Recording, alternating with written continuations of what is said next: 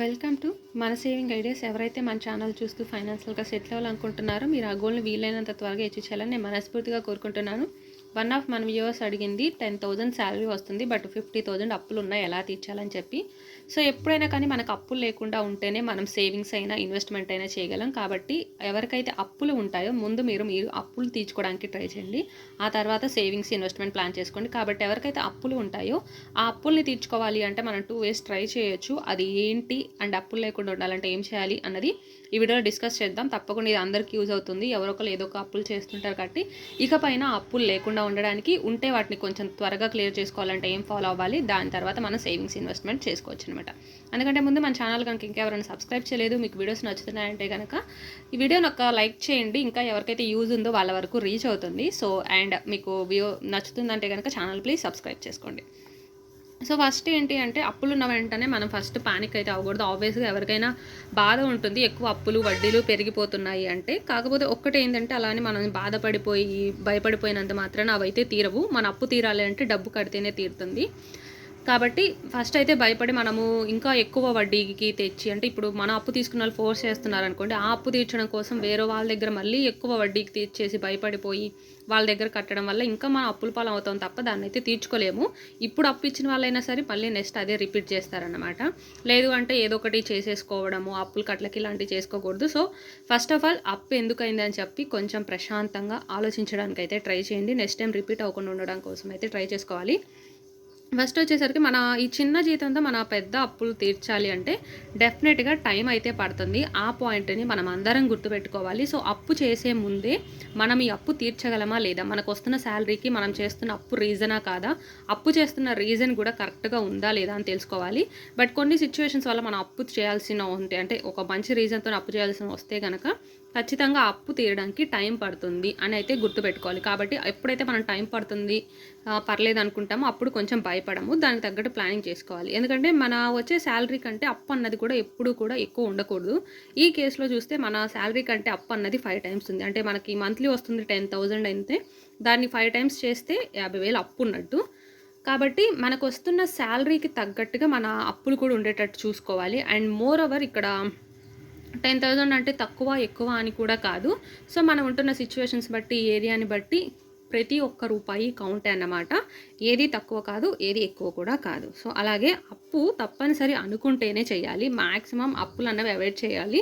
ఎవరు కూడా ఇంట్రెస్ట్తో అప్పులు ఏం చేయరు. అంటే కొంతమంది మాత్రమే లగ్జరీస్ కోసం చేస్తుంటారు.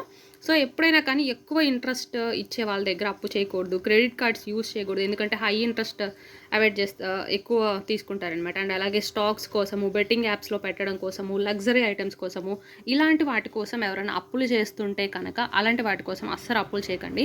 అప్పు చేసే రీజన్ ఎప్పుడైనా కానీ ఫ్యామిలీలో ఎవరికైనా హెల్త్ ఇష్యూస్ వచ్చాయి, సడన్గా వచ్చింది, అందువల్ల అప్పు చేయాల్సి వస్తేనో, లేదంటే ఏదైనా ఒక ఉపయోగకరమైన మనం ఏదైనా ఒక బడ్జెట్లో మనం ప్రాపర్టీ కొనాలనుకుంటాను. బడ్జెట్ అని ఎందుకు మెన్షన్ చేశానంటే మన స్థాయికి తగ్గట్టు కొంటే బాగుంటుంది. ఇప్పుడు మనము తీసుకునే ఇల్లు అయినా, కొనే స్థలం అయినా, కార్ అయినా, బైక్ అయినా మన శాలరీ ఇంత వస్తుంది లేదా మన ఇన్కమ్ ఇంత వస్తుంది కాబట్టి మన ఇన్కమ్కి మనం బైక్ కొనుక్కోగలిగితే బాగుంటుంది అనుకోండి, అది ప్లాన్ చేసుకుంటే బాగుంటుంది. బట్ మనకు వచ్చే ఇన్కమ్కి మనం బైక్ కొనగలం, కానీ మనం కారు కొన్నాము అనుకోండి అప్పు చేసి, అది కరెక్ట్ వే కాదు. సో ఫస్ట్ మనము మన బడ్జెట్లో మన స్థాయికి తగ్గట్టుగా ఫస్ట్ బైక్ ప్లాన్ చేసుకొని తర్వాత కారు కొనాలన్నది మన కోరిక కాబట్టి దానికోసం మనం ఇన్కమ్ జనరేట్ చేయడం, సేవింగ్స్ చేయడం, అలా మనం కారు కొనుక్కున్నాం అనుకోండి అది మనం ఎదిగినట్టు అవుతుంది. అంతేకాని అప్పు చేసి మనము కారు కొన్నంత మాత్రాన అది ఎటువంటి లగ్జరీ అయిపోదన్నమాట. కాబట్టి మనం కొనుక్కునే ప్రాపర్టీ కూడా మన బడ్జెట్లో ఉండేటట్టు అయితే చూసుకోవాలి. సో మనం అప్పు దేనికి చేస్తున్నాము అన్నది కూడా గుర్తుపెట్టుకున్నాము అంటే నెక్స్ట్ టైం నుంచి అప్పు చేయకుండా ఉంటాము. ఇప్పుడు అప్పు చేసి మనం ఎంత లగ్జరీ ఐటమ్స్ తీసుకున్నా, లీడ్ చేస్తున్నా, అది తప్పనిసరిగా మనం మళ్ళీ అమ్మేసైనా కట్టాల్సి వస్తుంది అనమాట. కాబట్టి అప్పు ఎప్పుడు కూడా ఇలాంటి వాటి కోసం చేయకూడదు. ఇన్ కేస్ మనం అప్పు చేసేసాము అనుకోండి, చేసిన తర్వాత ఏం చేయాలి అంటే ఫస్ట్ మనం ఖర్చు తగ్గించుకోవాలి, రెండోది మన ఇన్కమ్ అయితే పెంచుకోవాలి. ఈ 2 waysలో మాత్రమే మనము అప్పునైతే తీర్చగలము. అండ్ ఎవరికైతే అప్పులు డెబిట్స్ ఉంటాయో వాళ్ళు సేవింగ్స్ చేయడం కోసం ట్రై చేయండి. అంటే మనకు వచ్చే శాలరీ 10,000 అయినా 50,000 అయినా సేవింగ్స్, ఇప్పుడు మనం చాలా సేవింగ్స్ ఐడియాస్ చెప్తుంటాం, గోల్డ్ కొనుక్కోవడానికి కానీ వీటి కోసం కానీ. అవన్నీ ఏంటి అంటే మన అప్పులు ఏమీ లేకుండా మనము వస్తున్న డబ్బుల్ని ఏం చేయాలి అన్న దానికోసం మాత్రమే. కాబట్టి అప్పులు ఎవరికైతే ఉంటాయో వాళ్ళు సేవింగ్స్ చేయండి. ఆ సేవింగ్స్ని ఫస్ట్ మీ అప్పులు తీర్చుకోవడం కోసం మాత్రమే యూజ్ చేయండి. అంతేగాని మనీ సేవింగ్స్ చేసేసి ఇప్పుడు అప్పులు కట్టుకోకుండా ఇంకో పక్క గోల్డ్ రేట్ పెరిగిపోతుందని గోల్డ్ కొనడం, ప్రాపర్టీ పెరుగుతుందని ప్రాపర్టీ కొనడం చేయకండి. ఎప్పుడైతే ఫస్ట్ మనం మన అప్పులు తీర్చేసుకుంటామో తర్వాత మనం హ్యాపీగా పీస్ఫుల్గా ఉండగలం. ఆ తర్వాత మనం ఇంకొంచెం బ్రెయిన్ పెట్టి ఇంకా మన ఇన్కమ్ని జనరేట్ చేసుకోగలము. ఆ తర్వాత కావాలంటే గోల్డ్ అయినా స్థలమైనా ఏదైనా కొనుక్కోవచ్చు. సో ఫస్ట్ ఎప్పుడు అప్పులు తీర్చాలి అంటే మన ఖర్చులు తగ్గించుకొని ఇన్కమ్ పెంచుకొని ఫస్ట్ సేవింగ్స్ చేసుకొని వాటితో అప్పులు తీర్చుకోవాలి. అంతేగాని సేవింగ్స్ చేసుకుంటా పోయి అప్పులు అన్నవి ఇంకా పెంచుకోకూడదు. అండ్ నెక్స్ట్ మనము మన శాలరీ ఎంత వస్తుంది అన్నది ఒక బడ్జెట్ ప్లాన్ అయితే వేసుకోవాలి. వేసుకొని మన ఎక్స్పెన్సెస్ అంటే ఖర్చులు ఎక్కడ ఎక్కువ ఉన్నాయి అండ్ అప్పుకు గల కారణాలు ఏంటి అన్నది మనకి డెఫినెట్గా ఐడియా ఉండాలి. సో మనకి ఇంత శాలరీ వస్తుంది అంటే మనం ఎంత ఖర్చు పెడుతున్నాము, ఎందుకు అప్పు అయ్యింది అన్నది కూడా మనకి రీజన్ ఉండాలి. ఫర్ ఎగ్జాంపుల్ 10,000 శాలరీ వస్తుంది అనుకోండి. ఈ కేసులో మనం 10,000 శాలరీతో 50,000 అప్పులు తీర్చాలి అంటే మనకి 2 వే అయితే ఉంది. ఫస్ట్ వే వచ్చేసరికి ఇది టైం టేకింగ్ ప్రాసెస్. నేను ముందే చెప్పినట్టు అప్పు తీర్చాలి అంటే కనుక ఎప్పుడైనా కానీ టైం అయితే పడుతుంది. సో మన శాలరీని బట్టి మనం చేసిన అప్పుని బట్టి మనకు ఎంత టైం పడుతుంది అన్న డిసైడ్ అవుతుంది. ఇక్కడ శాలరీ 10,000 వస్తుంది కాబట్టి మనం కనీసం నెలకు ఒక 2,000 అన్న సేవింగ్స్ చేయగలగాలి. శాలరీ 10,000 కాబట్టి నేను 2,000 మాత్రమే చెప్తున్నాను.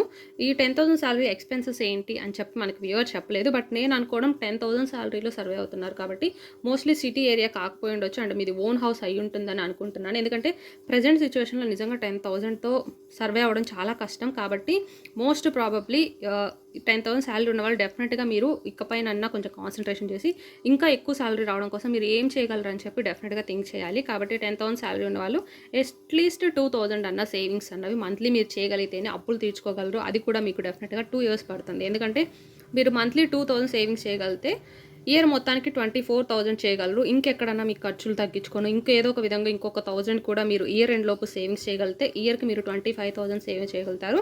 అలా నెక్స్ట్ ఇయర్ కూడా మీరు అలా చేస్తేనే మీరు 50,000 అప్పు అయితే తీర్చగలరు. డెఫినెట్గా ఏ మిరాకిల్ జరిగిపోవు కదా. మన అప్పు తీర్చాలి అంటే మన జీతంలో నుంచే పెంచాలి. కాబట్టి ఒకటి వే వచ్చేసరికి టైం టేకింగ్ పడుతుంది. నేను ఈ ఉన్న శాలరీలోనే నేను అప్పులు తీర్చుకోవాలనుకుంటే కనుక ఉన్న శాలరీలో నుంచి ఖర్చులు తగ్గించుకొని ఆ మిగిలిన మనీని ఎంత సేవింగ్స్ చేయగలరు. నేను 2,000 వేసాను. ఒకవేళ మీకు అన్నీ పోయి 3,000 4,000 మిగులుతాయి అనుకోండి, అప్పుడు మీరు ఇంకా త్వరగానే అప్పు తీర్చగలరు అనమాట. కాబట్టి సేవింగ్స్ ఎంత చేయగలుగుతున్నారు, ఇంకా మీరు చేయగలిగిన దానికంటే ఎక్కువ సేవింగ్స్ చేయడానికి ట్రై చేయండి. అప్పు తీయడం అన్నది స్టార్టింగ్ కాబట్టి కొన్ని ఖర్చులు కొన్ని థింగ్స్ అన్నవి కొంతకాలం అడ్జస్ట్ చేసుకోవడానికి అయితే ట్రై చేయండి, తప్పదు. ఇంకొకటి ఒకవేళ సెకండ్ వే వచ్చేసరికి తక్కువ టైంలోనే అయిపోవాలి అనుకోండి. తక్కువ టైంలో అయిపోవాలంటే మనకున్న ఒక ఆప్షన్ చెప్పినట్టు నెలకు 2,000 కంటే ఎక్కువ సేవింగ్స్ అన్నా చేయగలగాలి. లేదు అంటే ఫస్ట్ మనము ఇన్కమ్ అయితే పెంచుకోవాలి. అంటే మీరు మంత్లీ ఇంకొక 5,000 ఎక్స్ట్రా ఇన్కమ్ వచ్చేటట్లు అన్నా జనరేట్ చేసుకోవాలి. అంటే 10,000 శాలరీని మీరు ఇంకొక 5,000 ఎక్స్ట్రా రావాలంటే వేరే ఏదైనా పార్ట్ టైం జాబ్ చేయడం కానీ, లేదంటే ప్రజెంట్ మీరు ఏదైతే వర్క్ చేస్తున్నారో ఎక్స్ట్రా టైం వర్క్ చేస్తే ఎక్స్ట్రా అమౌంట్ వస్తుంది. లేదంటే మీరు మ్యారీడ్ అయి ఉంటే కనుక మీ పార్ట్నర్ హెల్ప్, తనకేమన్నా వర్క్ చేసే ఇంట్రెస్ట్ ఉంటే, అంటే ఫోర్స్ చేయకండి. మీరు అప్పులు చేశారు కాబట్టి తనని ఫోర్స్ చేసి జాబ్ చేయించకండి.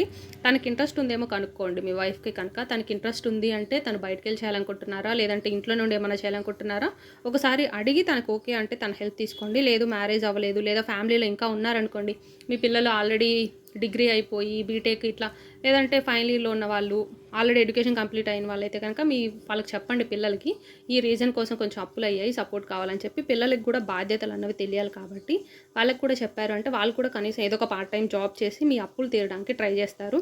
లేదంటే పేరెంట్స్ ఉన్నారనుకోండి, వాళ్ళు కొంచెం వర్క్ చేయగలిగే సిచ్యువేషన్లో ఉంటే వాళ్ళతో అయినా షేర్ చేసుకోండి. సో మనము అప్పులు ఉన్నాయని చెప్పి, అంటే వీళ్ళదే కాదు ఎవరిదైనా సరే, అప్పులు ఉన్నాయని చెప్పి బాధపడిపోయి ఏదో ఒకటి చేసుకోవడం కంటే మన పార్ట్నర్ హెల్ప్ తీసుకోవడం అన్నది తప్పులేదు. మీరు చేయగలిగితే ఓకే ట్రై చేయండి.